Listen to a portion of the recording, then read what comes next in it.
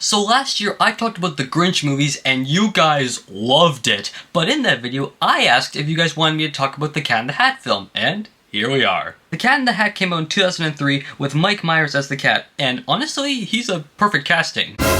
The Cat in the Hat is probably one of, if not the most famous Dr. Seuss book. Now, I could be wrong about this, but I did say in my Grinch video that this film is the reason Dr. Seuss live-action films are banned, probably because this film was just so peak. Right? We begin by seeing the town of Annville. That's a boring name. Right away, you can tell this movie has a lot of color. We start in a place where people apparently have a serious fear of germs. Oh no, it's time, he's here! Oh, never mind, they got me there. The two main kids in this film are Conrad and Sally. Wait, is that Dakota Fanning? That's a great way to launch your career. But Conrad is just your typical rebellious kid who's basically living in the future. I'm sure this won't go wrong. Also, Alec Baldwin is here. He's supposed to be this hot guy the mom's dating, and he wants to send Conrad to military school. Why? Obviously these two hate each other, but Alec Baldwin is all like, I don't like you either, but I'm gonna marry your mom. Sure. Boss baby. So the mom is throwing a work party and has to hire a babysitter. Oh shoot! Talk about a film that's ahead of its time. The babysitter immediately falls asleep and, oh no, he's here! Actually, maybe he's not that bad. Why does he look like that? At least Jim Carrey looked like the Grinch. This? Oh, why does he walk like that? Oh, that's so creepy. This is literally one of the most horrific things I've ever seen in a kid's movie. But it can't get any worse, right? What is this film rated again? And of course we get an unnecessary musical sequence because of course this film needs that. Also the fish is here and he of course talks. We also need to process the fact that this is a script that someone wrote. This is a movie someone greenlit, a movie someone made, a movie someone released. So basically the cat makes the kids sign a contract for a day of fun. He even has his lawyers present, and why would we need lawyers for that? I'm done.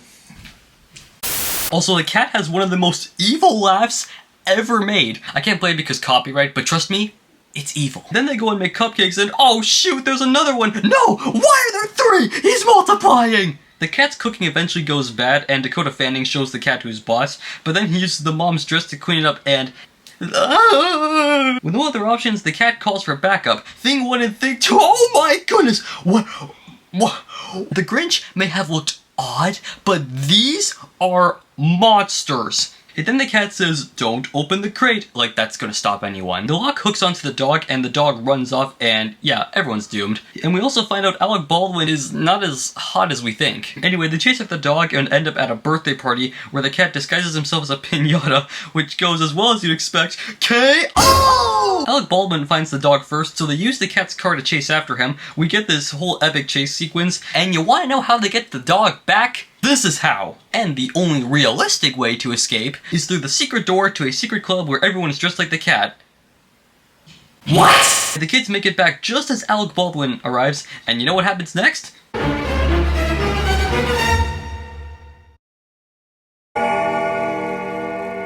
Basically, the crate turns the house into a weird, wacky, honestly I don't even know what to call this anymore. But with Conrad finally getting some character development, they close the crate. Also,